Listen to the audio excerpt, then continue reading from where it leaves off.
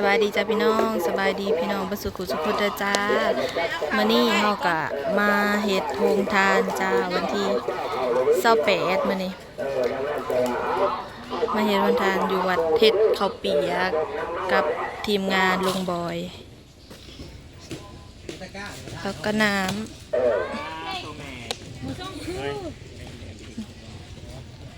พออยากให้เอาน้ำไปถวายน้ำ8 แพ็คตอนนี้กำลังเตรียมของที่จะเฮ็ดข้าวเปียกพูดแล้วเนาะผู้กระเจ้าสิมาเฮ็ดกันวันที่1พูดแล้วเนาะมื้อปงศพเนี่ยของแต่ว่าเฮาบ่ว่างคุณแม่เราไม่อยู่วันที่30วันที่1บ่อยู่ก็เลยมาเฮ็ดมื้อนี้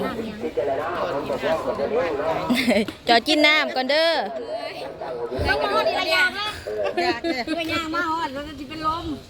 ก็เป็นเสียงท้องก็ได้อยากไว้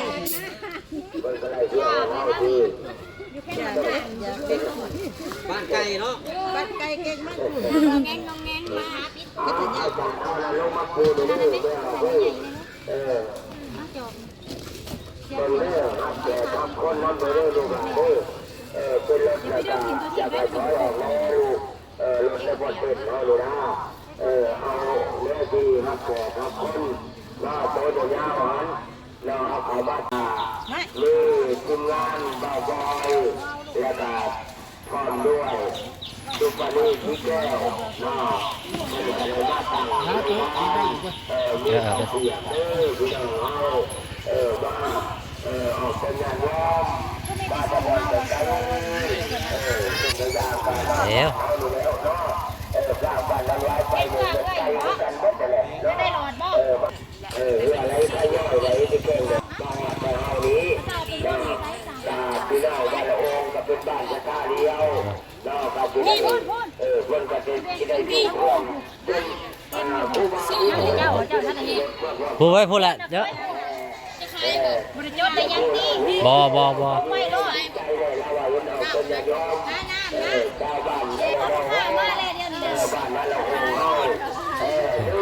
ขายใช้เงินน่ะจองละพันมาใส่รถ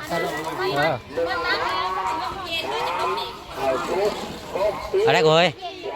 ผมมันเย็นดีจ้ะ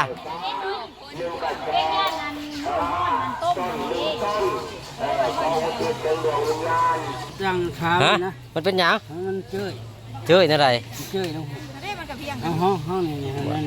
แล้วเจ้าเห็ดนั่นแล้วมันมันเที่ยงแล้วนี่นะเห็ดยังกันทั้งสองเท่านี่นะตาบ่เที่ยงเลยโอ้ย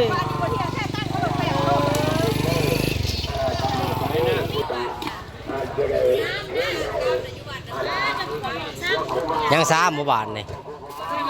บริการได้ย้ายมองย่าอยู่ไหนแม่ผู้ผู้บริจาคต่อไปก็ออกแทน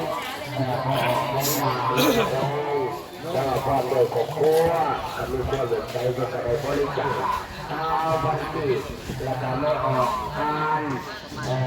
ความโดยของครัวมาแล้วดูกันพอกระเปียกเขากำลังเริ่มเดือดไฟเริ่มแห้งแล้วพี่น้องใกล้แล้วขายดีเนาะ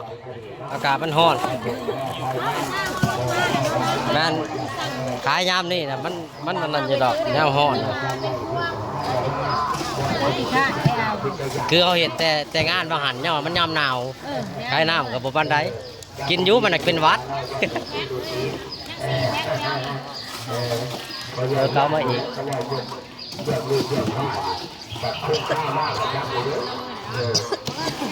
นานขนาดผู้ขายไม่ได้กินได้นี่ผู้ขายได้กินมันก็เป็นวัดแล้ว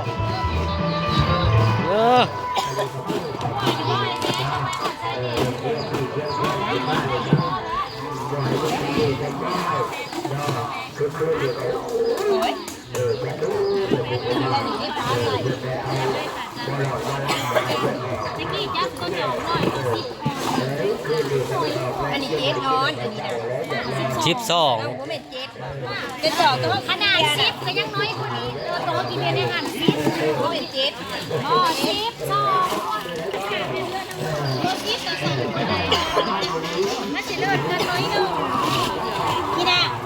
ติดเที่ยงมันสมอง เราเขียนบอกอยู่ บอกจะเก้าจอก 12 ออนเนี่ยตัวสิบนะน้อยกว่านี้ตัวสาม แสดงว่าคนละโรงงาน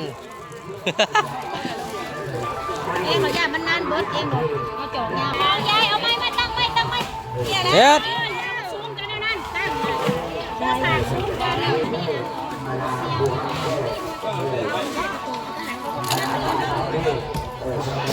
นะ โอ้คนตักน้ำก้อนตักเป็นตักขายดีขนาดเลยเดี๋ยวแรกคือมาเอา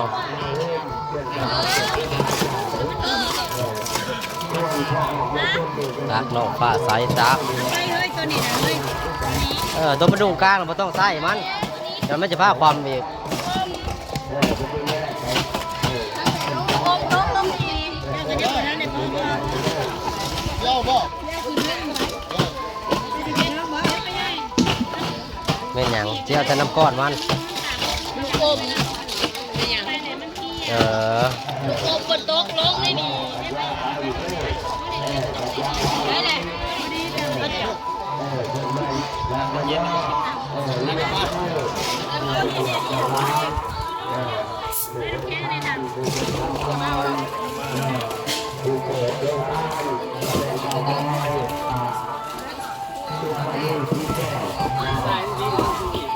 เบิ้ลเด้อ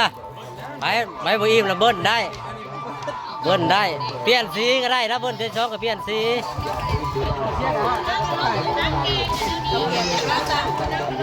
จะได้ข้าวเปียกเขากำลังเริ่มเดือด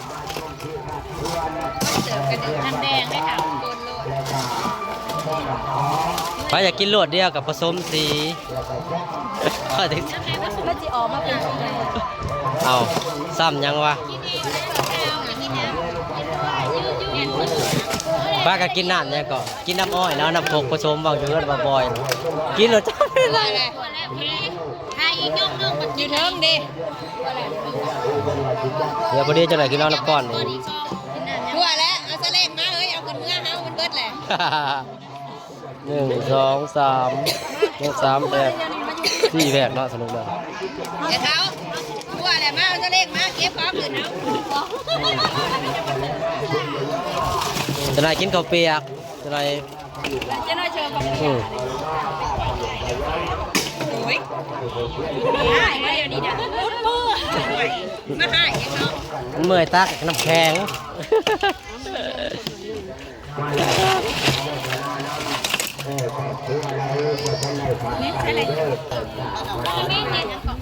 เอาเลยเลือกเอาสีหยางอะสีเขียวกับหยาง ยังตักอีกคนละยัง เอาไปเอาน้ำก้อนก่อนเด้อไปเอาน้ำก้อนก่อน บอกไปแต่เฮิงยังบอกไป เนี่ยโฆษณาอยู่เรา แตกให้นั่งเลยตาไปใช้ตักแล้วย่อไปอยู่นี่ย่อไปแล้วนี่ได้ครับ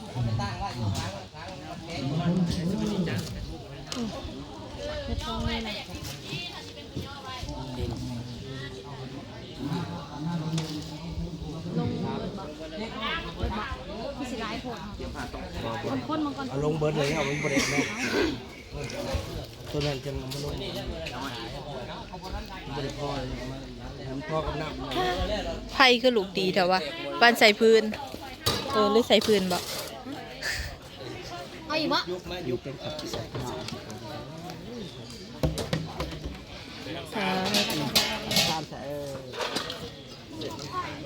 ข้าวเปียกจากโลก็14โล14โลบ่ข้าวเปียกนะ ตากลงนั่นเลย